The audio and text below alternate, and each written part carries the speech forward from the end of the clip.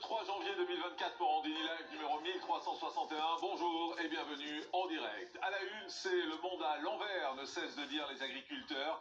Ils ont d'ailleurs depuis des semaines retourné les panneaux à l'entrée des villes. Alors CNews, en signe de solidarité, a décidé de retourner depuis hier soir et toute la journée notre logo en haut à gauche sur votre écran. Un logo à l'envers pour dire aux agriculteurs que oui, nous marchons sur la tête, oui, nous le comprenons, et oui, il est anormal de bosser 60 heures par semaine et de gagner moins de 1 000 € par mois. Un mouvement de colère marqué par un drame ce matin, puisqu'une voiture a foncé sur un barrage en Ariège, tuant une jeune agricultrice et blessant gravement sa fille et son mari.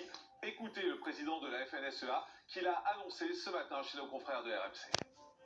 Je viens d'apprendre qu'un accident de la route est arrivé dans l'Ariège, à Pamiers, et que 3 de nos adhérents ont subi un grave accident.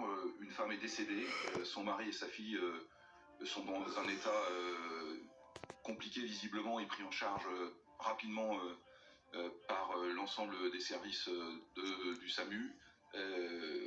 Dans le moment particulier que vit l'agriculture, ce genre de drame est difficile à vivre, et donc je voudrais d'abord dire aux gens qui sont sur le terrain qu'ils ont le plein soutien de l'ensemble des agriculteurs français. Voilà, et on va y revenir dès le début de cette émission, et normalement 11 h, on vient de l'apprendre, le préfet de l'Ariège va faire une conférence de presse, ce sera en direct également sur CNews. La peur de la contagion, c'est cette contagion que veut justement éviter à tout prix le gouvernement, et pourtant ce matin, les blocages des agriculteurs se multiplient, les actions sont de plus en plus nombreuses. Un premier point sur France 2. Du fumier et de la paille poussés sur les voies par un tracteur en gare d'Agen. Circulation totalement interrompue entre Bordeaux et Toulouse jusqu'à nouvel ordre. Les passagers doivent prendre leur mal en patience. À Perpignan aussi, les agriculteurs se sont installés toute la journée sur l'autoroute. Ce soir, le mouvement de colère se durcit.